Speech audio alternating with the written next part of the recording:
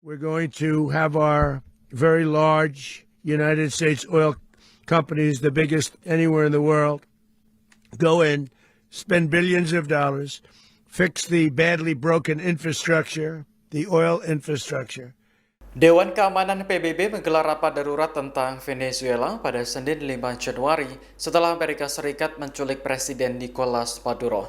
Selama rapat berlangsung, Amerika Serikat mendapat kecaman dari sejumlah pihak, termasuk Rusia. Duta Besar Rusia untuk PBB, Vasily Nebenzia, menggambarkan tindakan Washington di Venezuela sebagai pelanggaran hukum sekaligus perampokan internasional. Pasalnya, Amerika Serikat secara terang-terangan ingin menguasai sumber daya alam negara tetangga, yakni minyak. Nebenzia pun menyerukan Amerika Serikat untuk segera membebaskan Presiden Maduro beserta istrinya Cilia Flores. Sebelumnya, Presiden Donald Trump mengungkap alasan menangkap Maduro yakni karena tuduhan perdagangan narkoba. Namun isu yang berkembang justru adalah penguasaan sumber daya minyak. Apalagi Trump berencana mengerahkan perusahaan besar Amerika untuk mengelola minyak negara tetangganya tersebut. Menurutnya, hasil penjualan minyak juga akan mensejahterakan rakyat Venezuela sendiri.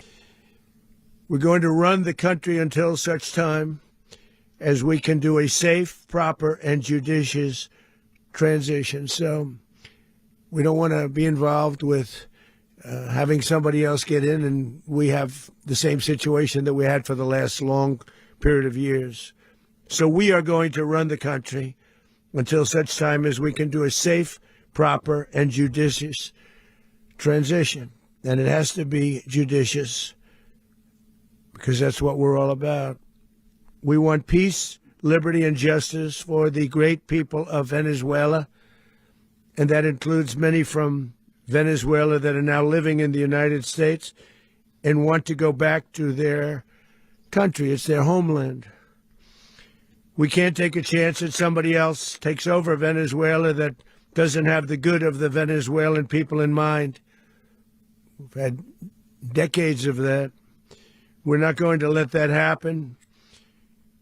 We're there now, and what people don't understand, but they understand as I say this, we're there now, but we're going to stay until such time as the proper transition can take place. So we're going to stay until such time as we're going to run it, essentially, until such time as a proper transition can take place. As everyone knows, the oil business in Venezuela has been a bust, a total bust, for a long period of time. They were pumping almost nothing by comparison to what they could have been pumping and what could have taken place. We're going to have our very large United States oil companies, the biggest anywhere in the world, go in, spend billions of dollars, fix the badly broken infrastructure, the oil infrastructure, and start making money for the country. And we are ready to stage a second and much larger attack if we need to do so. So we were prepared to do a second wave if we needed to do so. We actually assumed that a second wave would be necessary, but now it's probably not. The first wave, if you'd like to call it that, the first attack was so successful, we probably don't have to do a second, but we're prepared to do a second wave, a much bigger wave, actually. Download Tribun X sekarang, menghadirkan lokal menjadi Indonesia.